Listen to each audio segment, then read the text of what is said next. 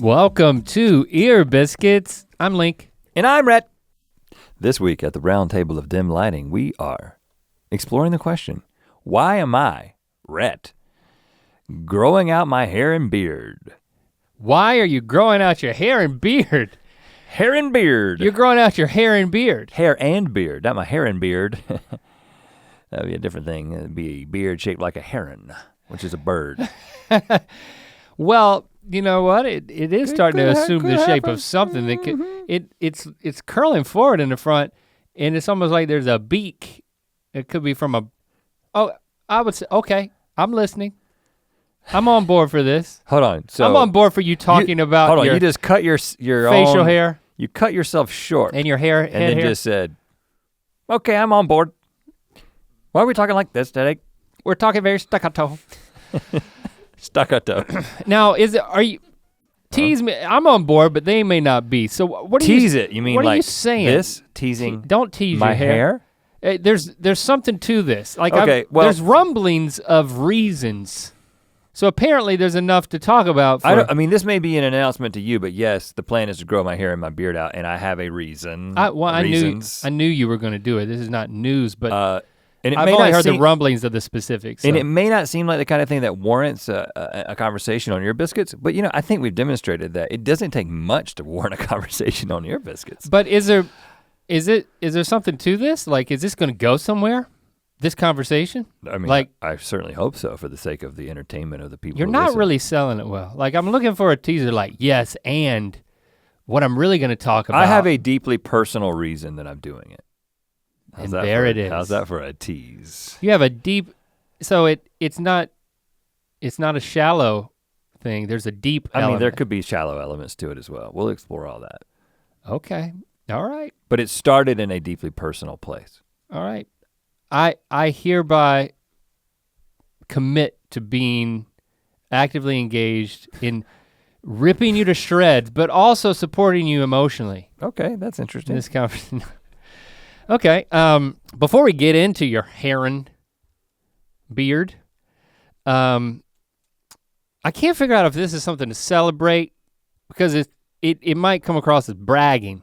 And be a braggy daddy. I'm trying to figure out how Just I want to approach man. this, but I got a new car. Hey, Link, look at you, man. Look at me, man. Yeah, this is not a normal thing for you. This is a long time coming. Yeah, like I've been driving this Scion XB that we bought together. Mm-hmm. How many years ago?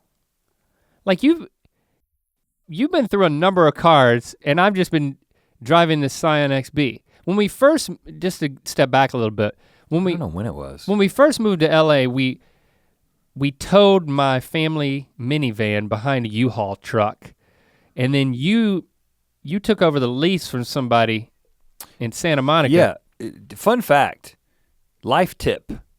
I didn't know this was a thing, but if you need a car for a short period of time, and I needed a car for 6 months. Because we were saying we were gonna be here for 6 months in furnished apartments. Right. We didn't move all of our stuff. You can actually- You left a car back in North Carolina, I guess.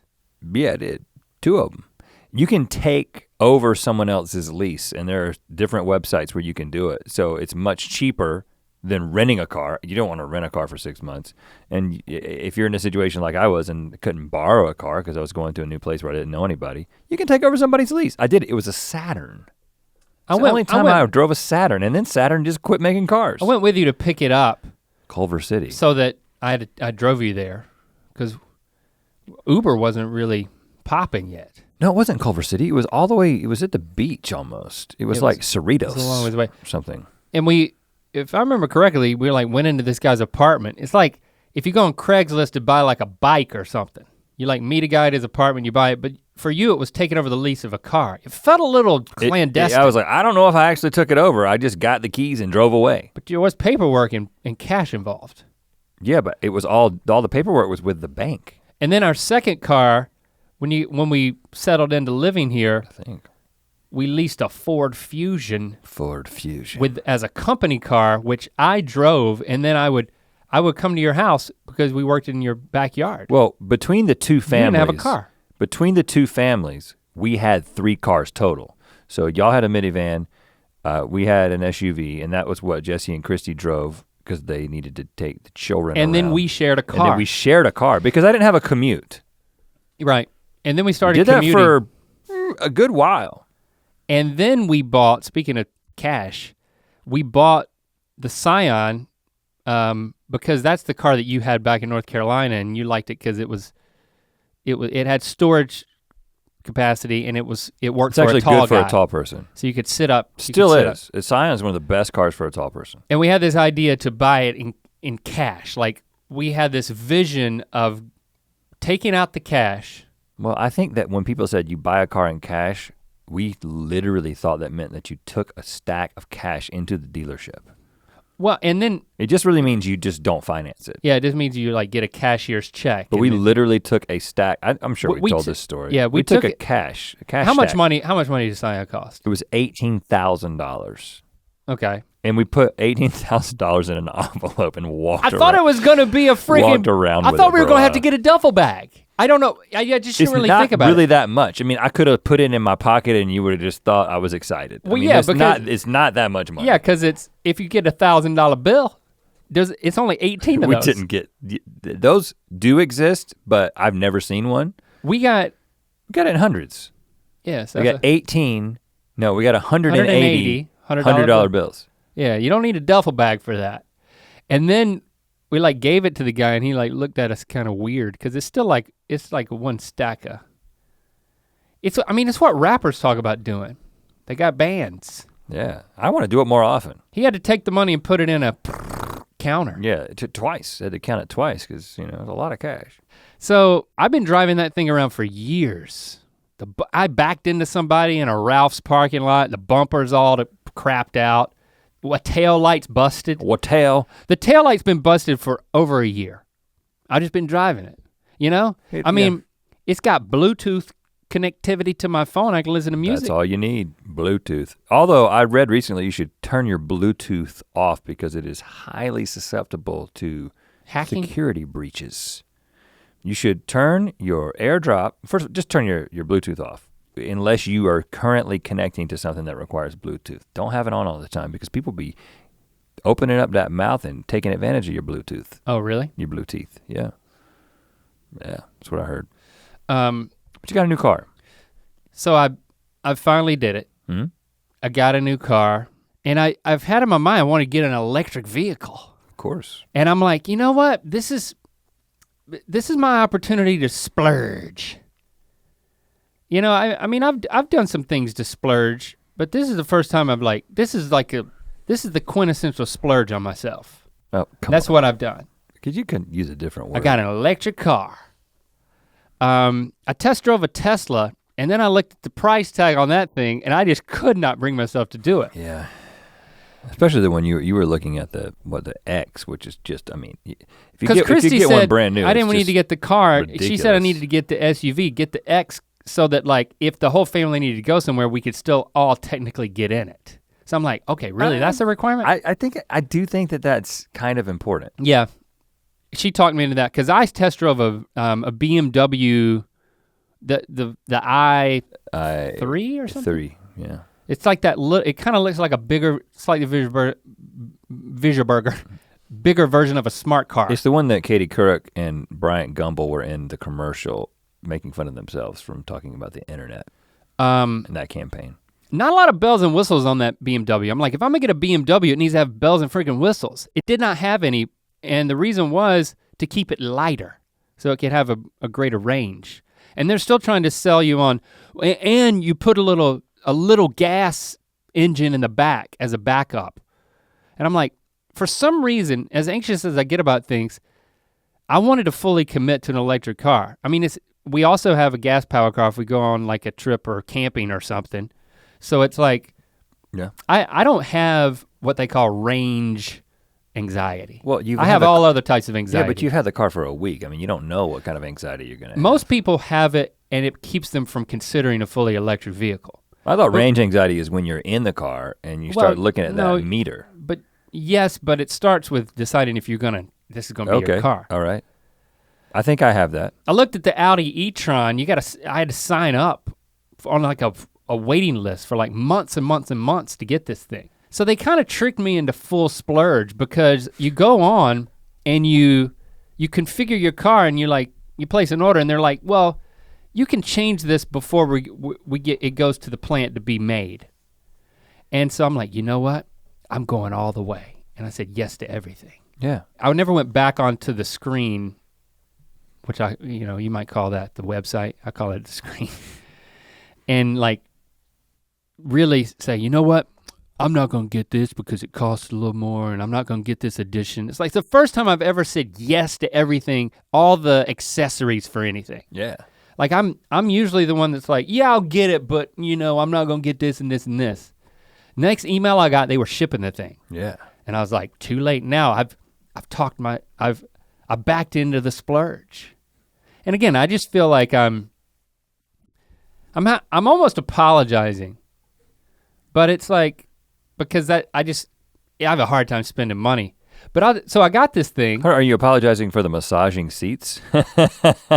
It's got seats that massage. I would, and you know what? Your seat gave me a massage. I don't know if you could tell by the look on my face, but I requested one by pressing the buttons, and I got one the other day when I was in your car. It not only has a massage, it's got like 6 different types of massage. Yeah, she went up to the shoulders. I don't know why I just said the seat. The seat went up to the shoulders, the lower back, mid back, and then I put on the ventilation in your nice leather perforated seats. Yes.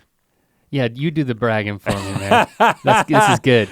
So, I take Lando to school yesterday. Of course, I usually am the one to take him to school. Christy takes Lily and Lincoln to high school, both in high school now, a little bit earlier. Mm-hmm. And he went around and he got in the front seat. He said, I'm getting in the front seat. And I looked at him weird because like he insists on me chauffeuring him to school. Like he would always get in the back seat of the Scion. He would never get in the front seat with me. Really? Most kids, as soon as they have the opportunity to get into the front seat, are up there. And I was like, and I don't exactly know why. My theory was when he got out of the front seat, I'm more visible, and if any of the other students can see it's me, he's like self-conscious about his dad being recognized as that guy from the internet. He hasn't outright told me that, but I think that was part of it. Okay. He wants to slip out of the back and put him in the trunk and back into school. Minimize. But he got Who was that? I don't know. He's like, I'm getting in the front seat. Of course, he's in 4th grade now, so maybe he's over the whole dad's famous. He's realized it's not, who cares? But what he really did was he wanted that massager. And I'm like, yeah, okay, here's another benefit. My son is now riding beside me on the way to school. I can actually look at him a little bit when we're driving in. And he's so relaxed when he gets there. Yeah, he's just like to wake him up. Son, we're at school. Like a puddle of mud. But I'll tell you, this thing's got so much stuff, so many cameras, so many blings and blasts and whistles and alerts and screens that I don't know where to look. Yeah, I mean, you were backing up the other day and I actually saw one view was just a colonoscopy of myself. I was like, yeah. How did the camera get there? It's actually I need to see a doctor. It's a colon cleanse. It's a colonic. It's a colonic machine. It's not doctor certified. It's more just like woo science. Right. Kind of thing. Yeah. But it drains directly onto the street. So I don't have to, it's not like I have to clean it up or anything. Oh gosh. I mean, I don't know if you noticed, but we're going to this, I'm driving, well, first of all, I'm offering to drive now. Yeah. And then, cause I feel like I'm just driving, it's free. It's just, I feel like I never go to a gas station. Sure, I plug it into that thing when I get home, but I just feel like it's free fuel. Now the sticker on the car said you save like $2,500 over 5 years in fuel cost. I'm like, man, that's depressingly low. Well, because, the ironic thing is that the fuel that you're using at home, the electricity that you're using at home is most likely generated by fossil fuels, but that is not a reason to transition to an electric car. One of my main motives because we're in it for the long haul, for the environment, folks. Baby. Yeah, so there's 0 emissions. It's better for it. Yeah, it's the right thing to do, but it is an expensive thing to do at this point, and you can't really do it to save money. But it's also a better driving experience. Let me tell you, man. I told Christy first time I got in this thing, I'm like, we are driving in the future. It just feels that way. It's like, I've never been in a car, I've never owned a car that had acceleration. I'm like accelerating for the first time in a car. And it's exhilarating to accelerate. But let me tell you, with so much to look at and listen to and be distracted by, I'm putting myself, passengers, and everyone around me in danger. There have been some close calls. You ran 2 red lights yesterday. I never run red lights. Like I ran 2 red lights yesterday because it also takes you. I mean, I'm looking at other things. It already takes you a long time to get in and begin going, because there's lots of things that happen, and then it takes you a long time to get out of the car. It's been taking you, I'd say, an extra 45 seconds on top of your already like 120-second routine. Well, I don't even know how to start it yet. Yeah. Running red lights, if I get it started, I mean, like, I almost hit a pedestrian. And here's the thing, it's so quiet.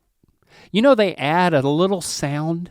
Oh, there's a little sound that they add. It's a futuristic sound. When you pulled up at my house with it for the first time, it was like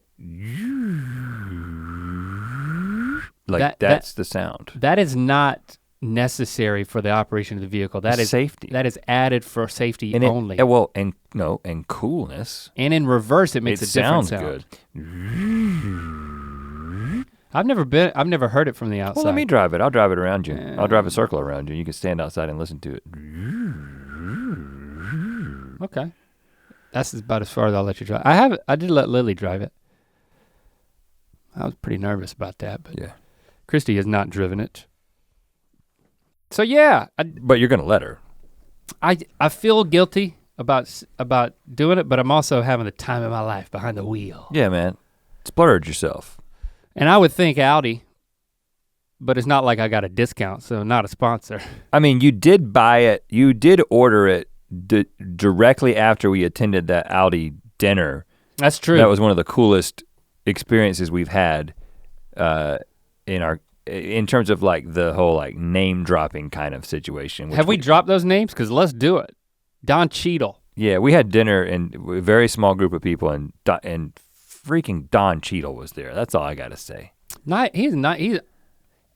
assumed he'd be nice, but he was an unexpectedly jovial guy. So nice. Like, did you know that the first adjective you would use to describe Don Cheadle would be jovial? Well. Like, dude is jovial. Yeah, yeah.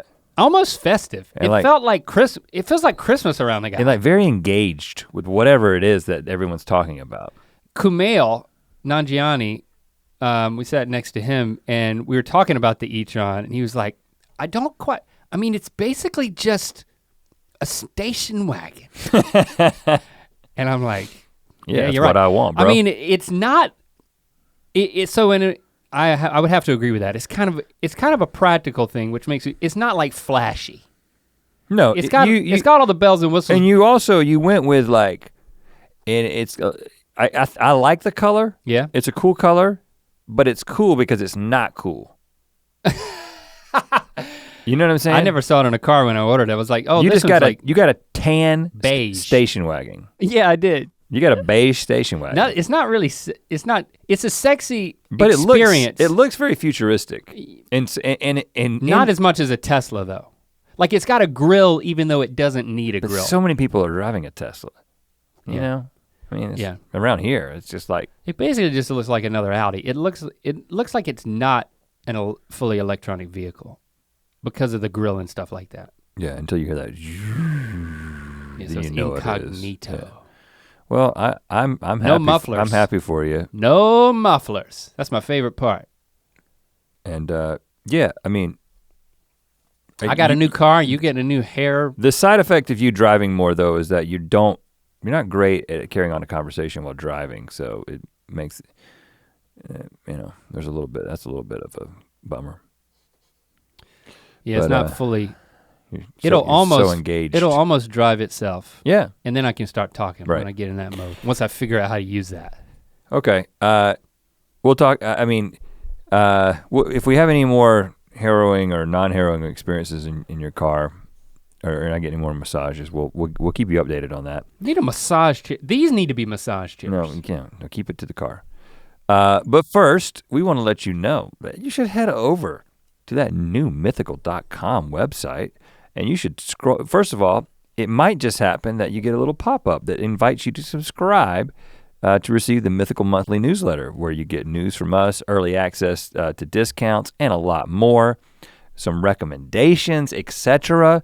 Or if you don't see that pop-up, you can scroll down to the bottom. There will be a place you can enter in your email address. We will make it worth your time. This is not a spammy situation. We try to make each one of those Mythical Monthly newsletters useful. Something special. Yeah. Also go to mythical.com to buy stuff. Mythical.com? Mythical.com. Like this shirt. Long sleeve oath tee. Got some tricep printed action. Oh man, my shoulder's hurting from. Be careful. Oh gosh. You need to get back in your car. No, just. Okay. It's got an app. I can start cooling it off before I get into it. Yeah, I noticed you did that. It's got a valet alert feature. Valet alert? So if the valet take it farther, if the valet steals the car, I will know immediately if I turn that on. Mythical.store. Check it. Okay, so mythical.com. I got the habit of saying mythical.store. I mean, it'll redirect. It'll still work, because mythical.com's got it all. Right. So I think I've only told the largest group of people I told. I think I told the Mythical Society members during one of the monthly vlogs. We have like a monthly vlog over there, the Mythical Society, and I said I was good. I basically said I was thinking about, didn't want to fully commit to saying that I was growing my hair and my beard out. But I haven't talked about it here. I did say I would talk about why. Okay, so at some point, well, first of all, like in most people, my hair and my beard have a certain cycle. And most people have sort of recognized, like, I let my hair or my facial hair grow to this point, and then I get it cut. Probably a lot of dudes are like on a monthly schedule. 6 weeks maybe. And I just got to the end of one of my cycles, and I was like, I don't think I'm gonna cut it. And you're talking about the hair at this point. Because the beard you would trim more often than that. The beard I would trim more often. But so the other thing that the thing that coincided with this and was the motivation for it, the primary motivation for it, is, and I've given a little background on this, but in therapy, sort of the main thing that I am kind of focusing on is style. It's just looking better. Damn, we're already talking about therapy. Moving from the head to the heart. Now, okay, scientifically speaking, is there really a difference? What I'm talking about is the principle of embodiment. And yeah, we're in LA now, and we hang around folks who talk about things like embodiment and do things like embodiment workshops. Yeah, you can shake your head or whatever you do to those kinds of things if you're not into it. But I would say that, as I hopefully have demonstrated and have talked about, just the idea of getting more in touch with my feelings, because I tend to be a super heady person. And actually, if you ask me what I'm feeling about something, I will tell you what I'm thinking about it. And this is a pretty, I would say that this is a huge issue. I don't know how to tell you how I feel. I just tell you how I think. You can Jimmy lead Stewart. John Wayne. You can lead a horse. Okay. You can lead a horse to water, but you can't make him feel. I think Jimmy Stewart and John Wayne had a love child, and that's what you just impersonated. Well, that makes me feel criticized. So And you know, the interesting thing is, and this is a thing that I have discovered in therapy, is I will cry very easily. Feldman, I was at Feldman's wedding this past weekend. I cried at your wedding. Congratulations, Feldman. You made Rhett cry. Now, what kind of cry was it? 'Cause it was just a John Paul Jones. For those of you who watch Bachelor in Paradise, it was just a heaving. No, it wasn't. It wasn't anything like that. It was just my eyes welled up with tears. I don't believe that a tear dropped. But I got misty-eyed. You were sad for Stacy? When I thought about what Stacy was gonna have to endure for the next few decades. Joy, we're talking tears of joy. Yeah, and I will cry easily at a movie. I will cry at an emotional commercial. Like every once in a while, there's one of those Super Bowl commercials, and it's usually like about something like a Dodge truck, but the whole thing is very like emotional, and it doesn't take much to get the waterworks going for me. But that actually is not evidence of sensitivity. It's actually evidence of my tendency to, because all humans have to have some kind of release of your emotions, right? Now, typically, for me, it's gonna come out with crying at things that I have no personal stakes in. Sorry to say it, Feldman, I don't have any personal stakes in your marriage. I see your marriage like a commercial that I'm just viewing passively. And so I'm it doesn't take much to make me start crying at that, because you need to let it out somehow. I wonder what my release is. I think it might be just clenching my butthole? My butthole. Yeah, you should see. Which is ironic. You should see a therapist because there's about that. Not a lot of release associated with clenching, but like. Yeah. But there's gotta be, that's the clench. So what is the release for me? I don't know. A fart. No. I don't know. And the other release for me is anger, which I would think is the same for you as well. You know, you're in that situation where your family really hasn't done anything at all that warrants you being pissed, but your fuse is pretty short, and it's because you're dealing with frustrations at work or anxiety about your life or your career or whatever. For me, a lot of times it's just this general level of frustration with the things that we're trying to create and make better, and like creative aspirations being, restricted in some way, or thinking about the future and are we still gonna be relevant, whatever. All those things that kind of get rolled up, or maybe you're just doing a whole lot of things at once. The stress comes in and then it's gotta find a way out. And so a lot of times with me, it'll just be an angry outburst, not like a physical thing, but just like a short, uncharitable tone or word with my kids or my wife.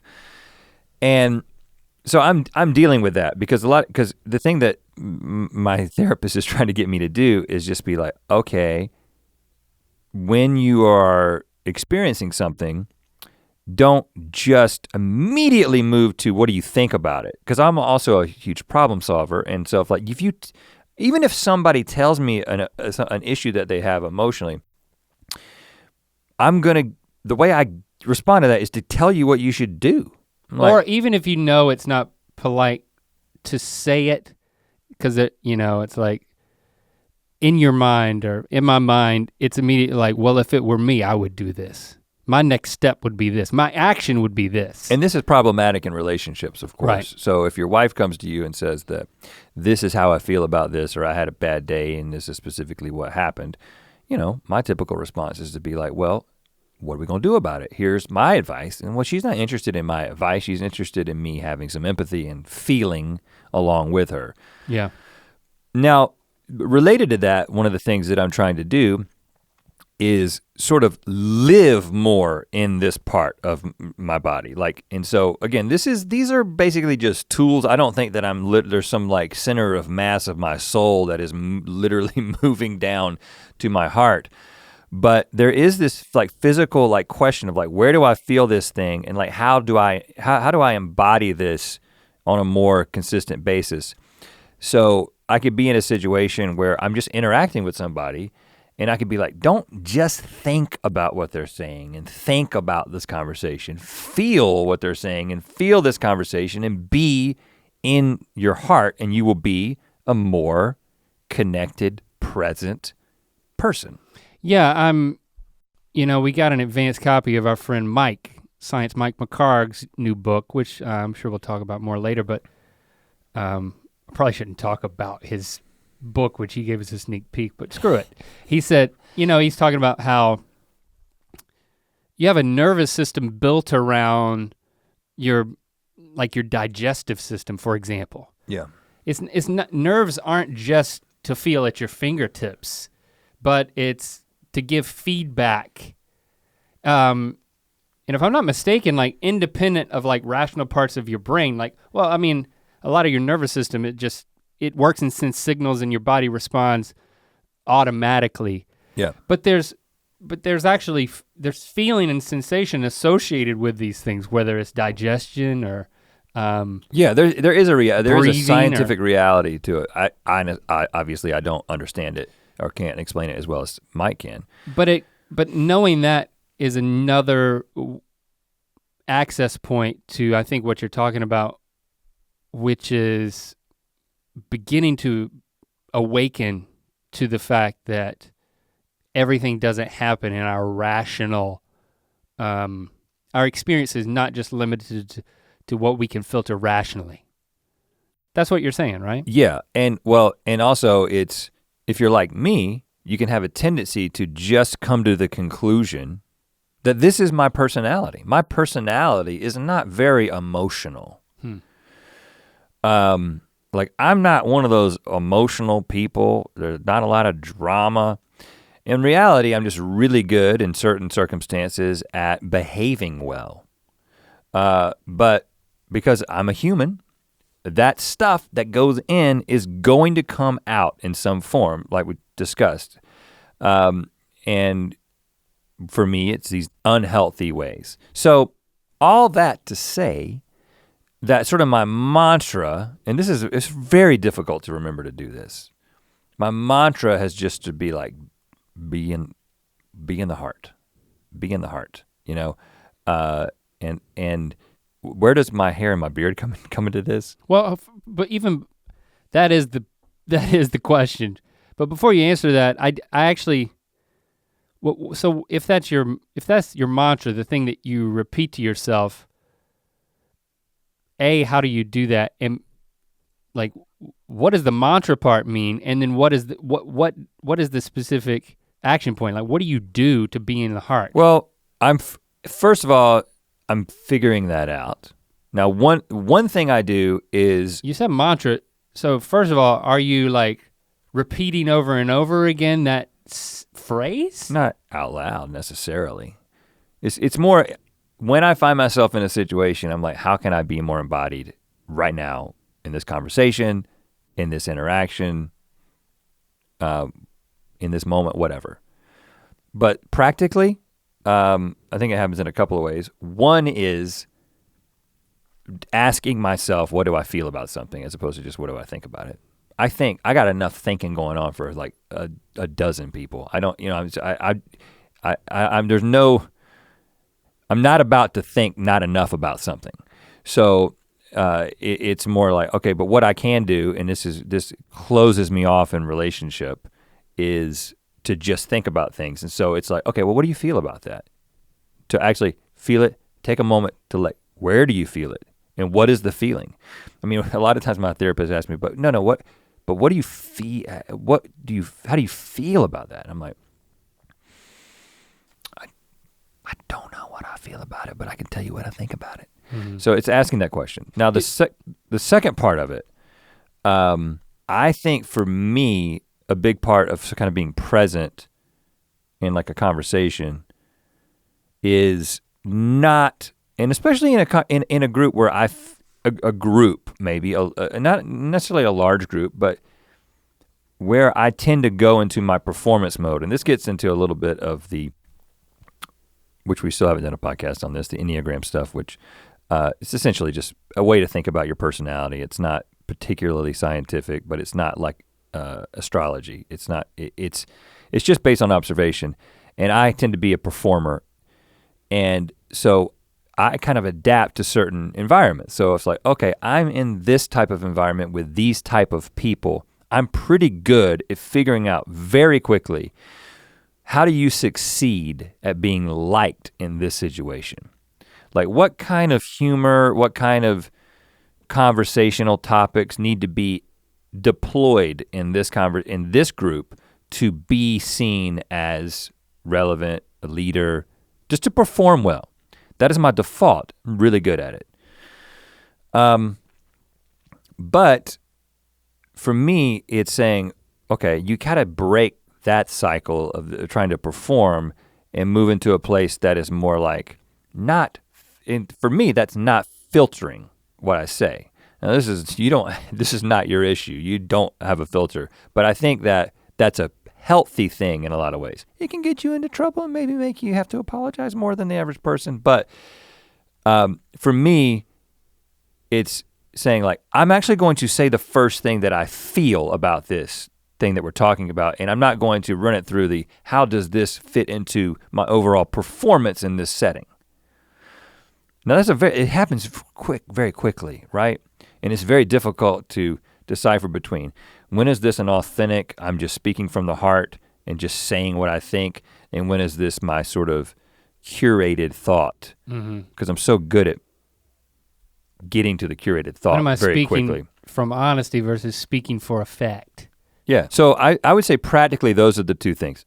I'm not saying that I'm good at it. So for the first one, I'm curious, is there something I would, maybe small, like an example of something where it's like, what was the mantra again? How do I feel about this? Be in the heart. Be in the heart.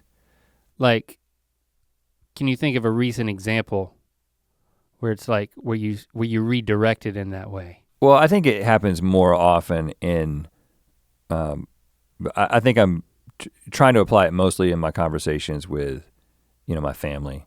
Or, in talking to my mom, I think is a good example of like, in her recovery. And then she's had a couple of little setbacks with some things unrelated to the ankle that have put her in the hospital. I think she's gonna be fine.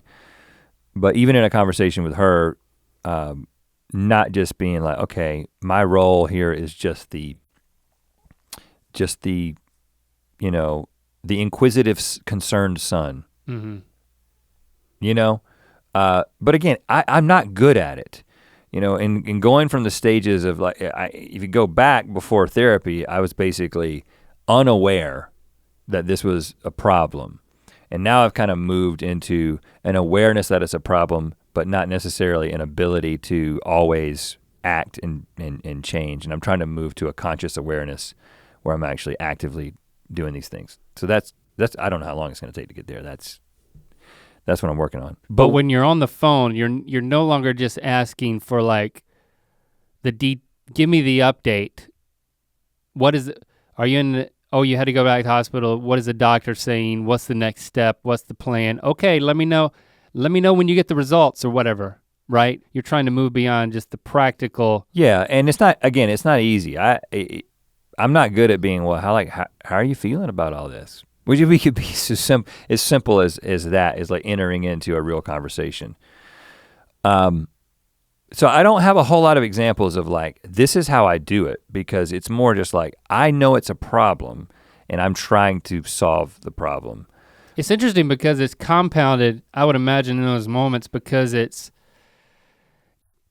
a level of, for someone who's like, maybe this has always come easy to them, and that's not me either, by the way, but so someone that's not either one of us that it would come easy to, again, just like empathy or like feeling someone's pain is just something that just comes out of them. This is my wife. But so for you, it's interesting that in making that effort, I would imagine there's a roadblock, and I guess I've experienced this too, that like there's an added roadblock of a self-awareness that's like, there's a vulnerability to even trying that makes it even more difficult, right? It's like, now all of a sudden, instead of hanging up and saying, love you, Mom, I'm gonna say,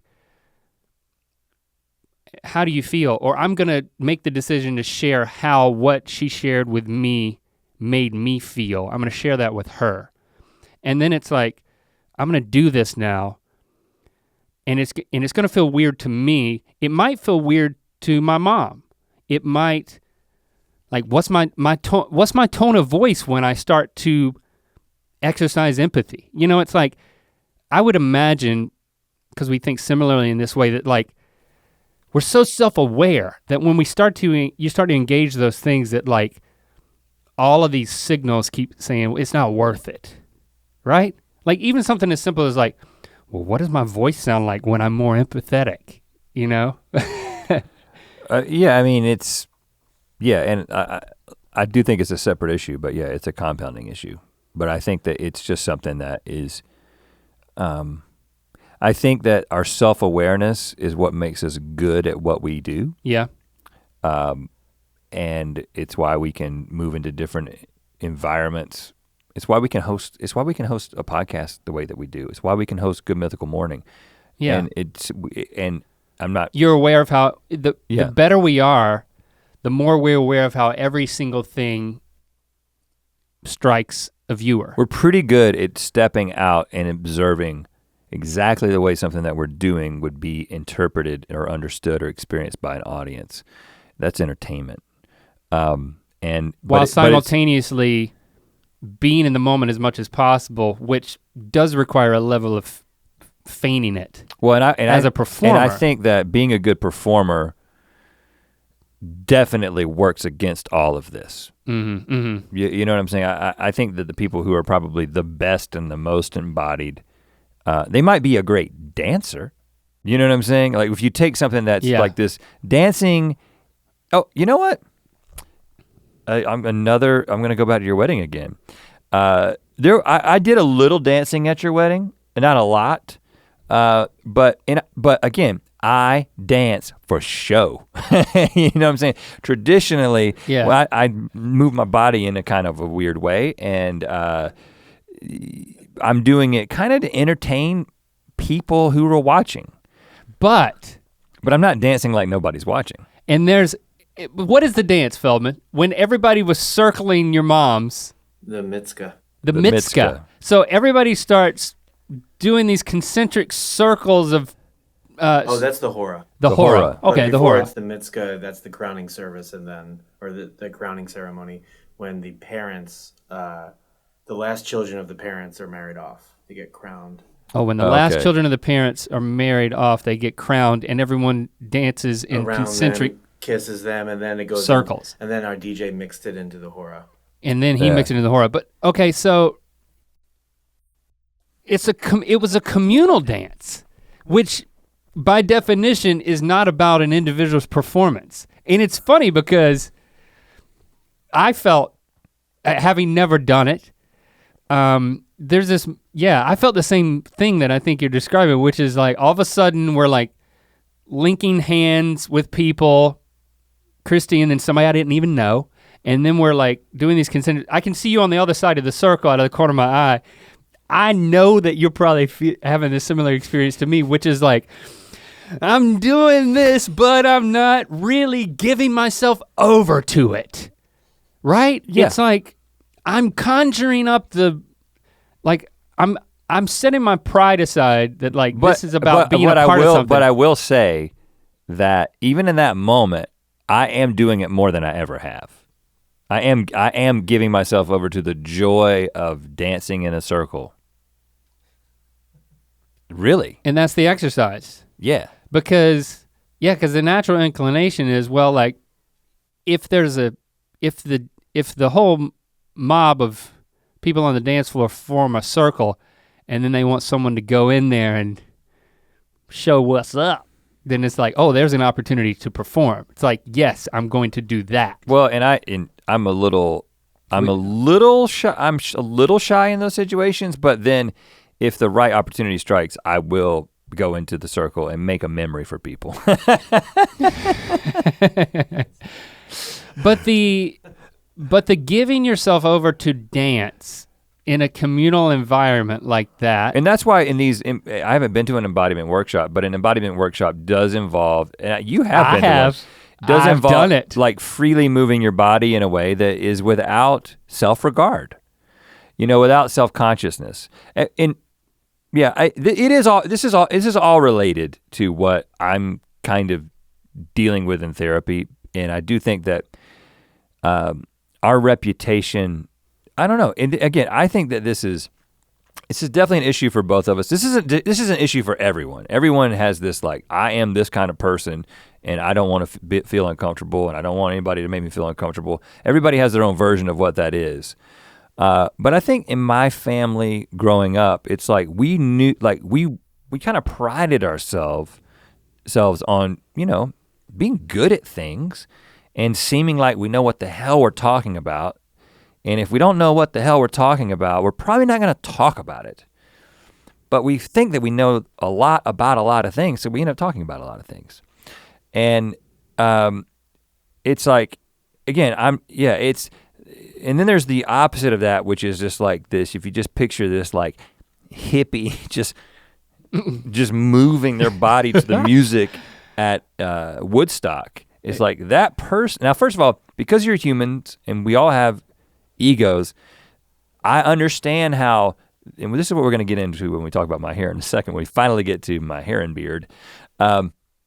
The act of seeming like you don't give a can actually become very much that you do care a lot about how you're being perceived, because it's very difficult for humans to parse that. Okay. And it might be difficult to decipher between this person really is embodied and doesn't care about what people think about them. They look exactly like this person, but this person actually is doing this because they care about what people think. I think, okay, I'm starting to understand where you're going. So just hit us with the hair therapy. Oh, the therapy. Therapy. That's what, the therapy. Hit us with that. Okay, in trying to find other practical things that I can do to reinforce this sort of direction that I am moving as a person. In the same way that someone might wear, I've got this little rubber band that every time I see it, I think, be in the heart. There's some kind of physical clue or Maybe a tattoo of a heart. Something that helps on you. your heart. I don't know there's a word for that, but I don't know exactly what it is. I think that if I look at a picture of the future me, and it's the more embodied me, he has long hair and a beard, and a long beard. Why? Well, you think about someone who has thrown caution to the wind and is sort of just trying to be in concert with the forces of the universe, and is an interdependent member of the global community. There's a reason that you see somebody with long hair and a beard and you're like, okay, they're either homeless or Jesus. you know what I'm saying? Or you're saying enlightened? No. I'm not saying enlightened by any means. I'm just saying that like they kind of look like they're not trying a whole lot to like get everything exactly trimmed up and combed in exactly the right way to then get into the mold that people expect.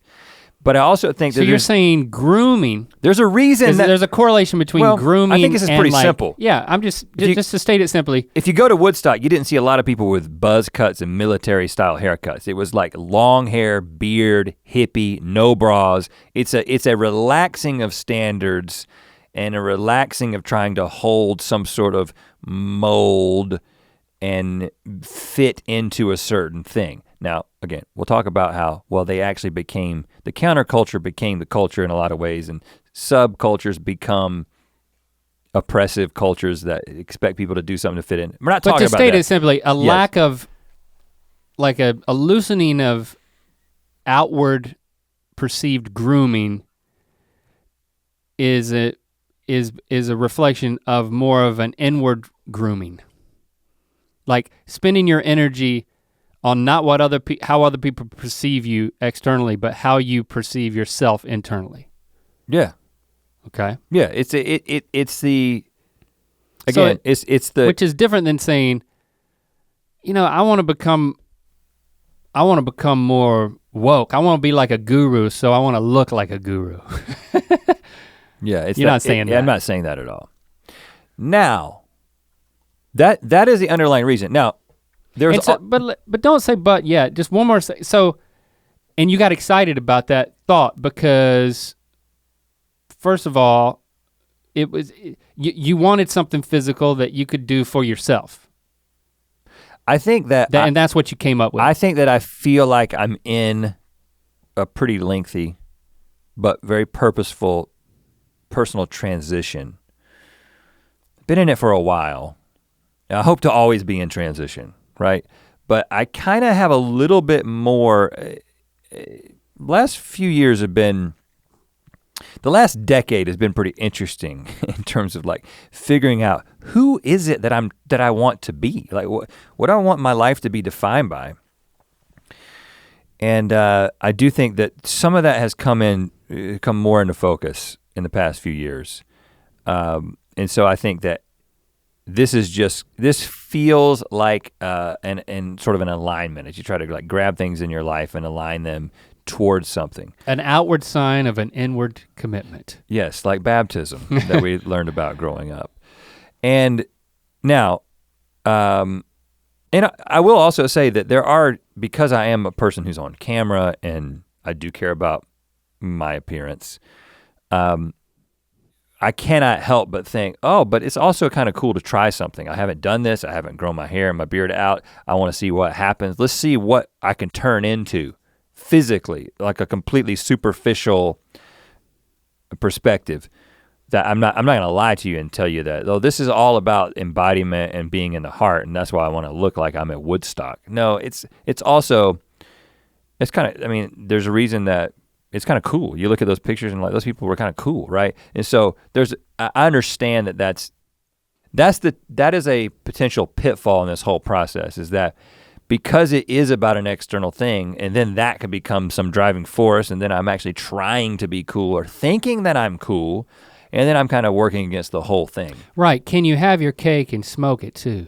Because if this is not about humility, because I think we're all very clear on the fact that if this was about humility, I would shave my head and shave my beard, and I would look like the end of a pencil, like an eraser.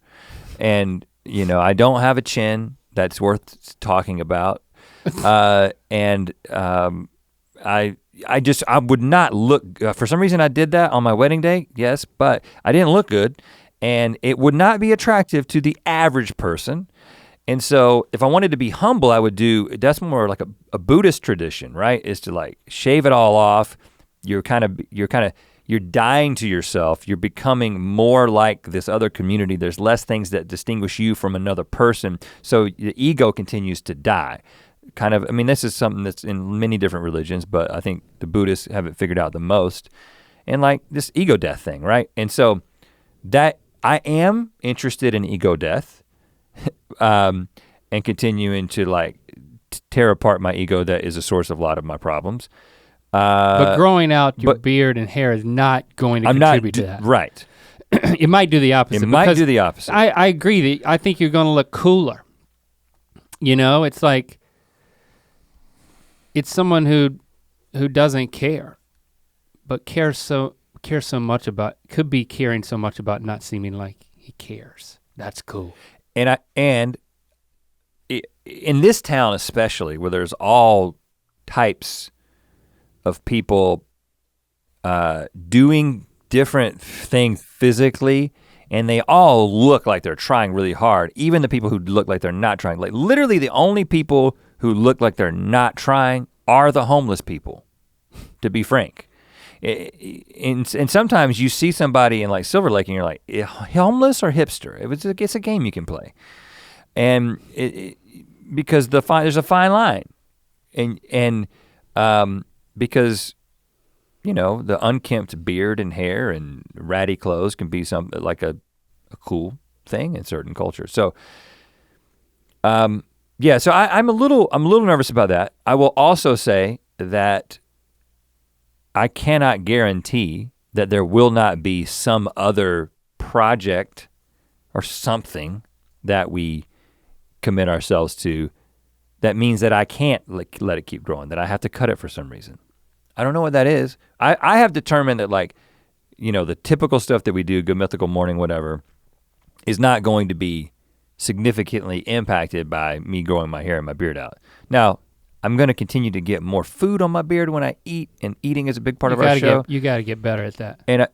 But I am trimming, so I tried to just send the mustache sideways, but the nature of my hair is that it's so wiry, and even with like the strongest mustache wax I could find, it quickly goes back down. So I will be trimming the mustache is the only thing I plan to trim for at least for a while. Like I'm not gonna like try to be shaping the beard into something that's like, oh, that guy goes and gets his beard trimmed. Maybe I'll do that at some point, but this is really just about, listen, what's gonna happen. But you're doing it, just to recenter here, and just to couch the challenge that faces you.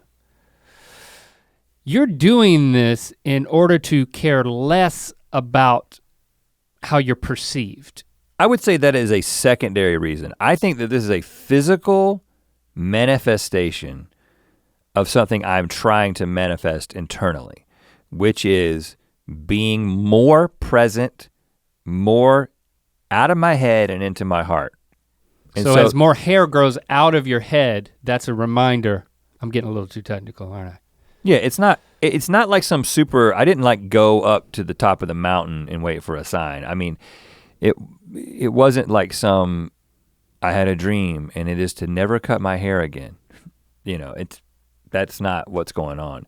It's just like, hey, there's a few things lining up here. But I guess when you really try to summarize it, I'm trying to be more, like get more in touch with my feelings, or say it different ways, like be more, like live more from my heart than my head.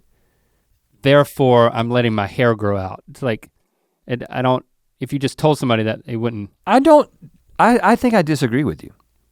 Because I think that if you think about somebody, if you just talk about the idea of embodiment and you use the example of like, what was, and I realize that the cultural revolution that happened in the 60s and the 70s was kind of rebelling against conformity and societal expectations, and that's one of the reasons people were growing their hair out, because it was like, well, men are not supposed to grow their hair out, so we're gonna do that because it's counterculture.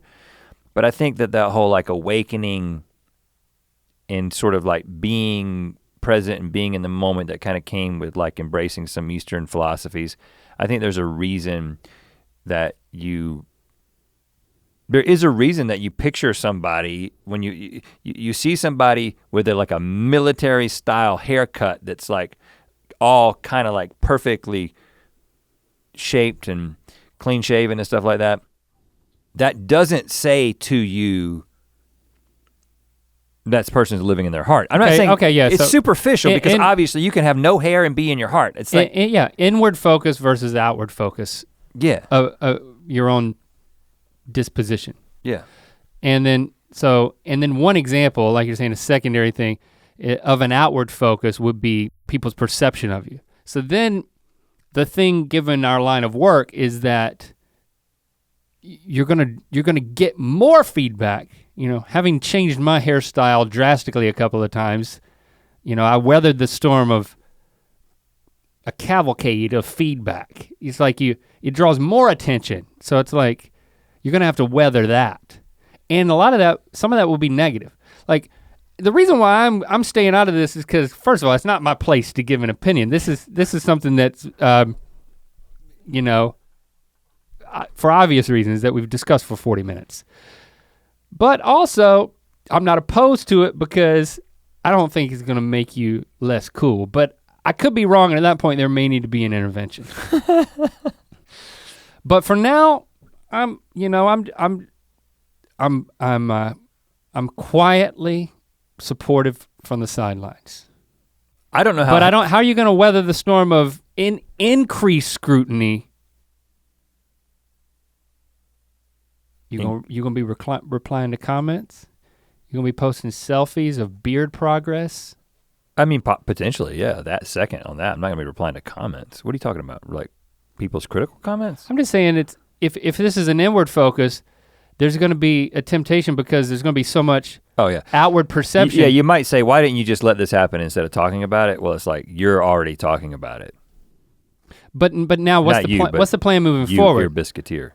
Are we gonna keep talking about? Are you gonna post selfies of your beard growth? Because that seems a little counter. I don't have to post selfies of my beard growth because my beard growth is going to be cataloged through all the work that we do. I was just giving it. I was given a working example of just trying to highlight the challenge that faces you.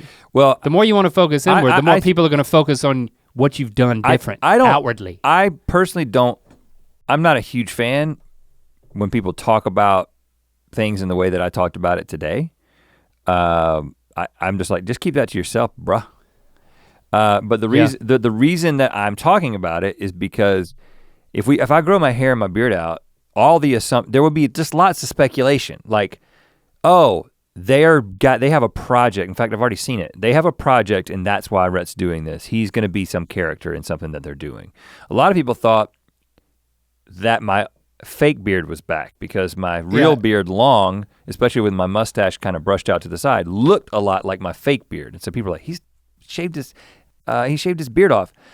And it's like, if you're gonna speculate, at least you can know and maybe be even supportive of what my actual reason is. You didn't see any speculative comments that went something like, I bet this was an outward expression of an inward reality as a result of,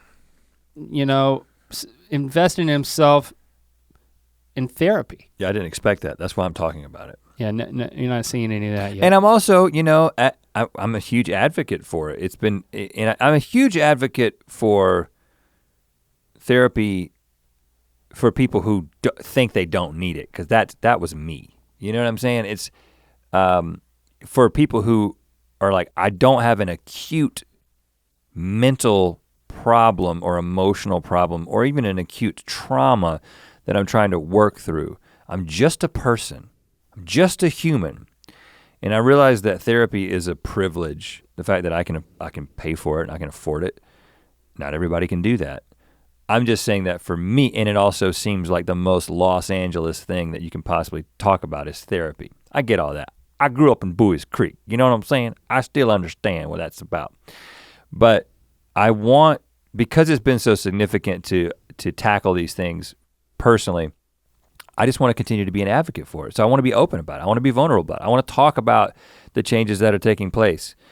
So somebody else can learn before they turn 40 that, hey, this stuff is very much worth dealing with now. I appreciate that. So when you see my long-haired, long-bearded self, you can just remember, I should go to therapy. Yeah, I really appreciate you sharing that, and it makes it really difficult for me to make fun of you, but I'm still gonna try. Also, can you find me as a therapist? I just, it's like, it's not easy. Yeah. Of course, I haven't really tried. I mean, you don't have to, it's like. I'm very much in favor of it, but it's such a daunting task to get off the dime. I'm afraid that I'm gonna have to something horrible is gonna have to happen for me to say I have to get a therapist, and that's not, I don't want that to be the case. There's many different resources that you can go and look at. In fact, this wasn't gonna be my rec. Oh, let's go to a rec. And make this it. I guess it's psychology.com, which we've actually, I think we've used several articles from psychology.com. Psychology.com? You can go on psychology.com, go type in where you're at and what you need and what specific specialty you're interested in, and then therapists in your area, their profiles will come up, and there's like a little bit of information about them and then links to their personal website if they have one, and their contact information, including the insurance that they accept. So yeah, and I'm sure there's other resources. Again, this is not a sponsor, this is just a rec. And I actually recommended it to somebody else recently. And So I don't know if there's a specific section for that. The website looks like it's from 1991. Yeah, I mean, you know what? You don't have to be new school. But yeah, I think that there is a therapist directory. Yeah, there we go. Yeah, therapist directory. And like a lot of therapists in your area will come up as you put in your information, and then the ones that support, take your insurance, I guess you can just call them or email them and tell them what you're after. You can see pictures of people if you're the kind of person that needs to see a picture of someone and know what it's gonna be like to sit across from them. I had another rec and I'll just save that one. Save it, man, this is a good one. Let's see, what should my therapist specialty be? ADD, addiction, adolescent, adults, aging, agoraphobia. I'm not even having You're just in the A's. Yeah, there's a lot. You don't even necessarily have to specify a specialty. Yeah, you are an adult though. You could just put adult. Adults. Or you could go to a children's therapist. I'm gonna put see how that goes. I'm gonna put adults. I thought you went to a children's therapist. He does family and kids as well. Yeah, you made a joke about something you're actually doing. All right, hashtag Ear Biscuits, let us know. We got to title this one, Therapy, and what does therapy have to do with Rhett's hair? I think it's, I appreciate the fact that we had a great discussion. Why am I growing my hair out? It wasn't. Probably more clickable though. It wasn't, That's what we're trying to do. I'm so glad this was meaningful and not just about your hair, actually. Oh. What a relief. Well, thank you. I'm proud of us. I'm proud of you. Me too, Link. All right, I'm really trying to feel. I'm trying to be in my heart. What do you feel right now? I feel like this is over. Yeah. To watch more Ear Biscuits, click on the playlist on the right. To watch the previous episode of Ear Biscuits, click on the playlist to the left. And don't forget to click on the circular icon to subscribe. If you prefer to listen to this podcast, it's available on all your favorite podcast platforms. Thanks for being your mythical best.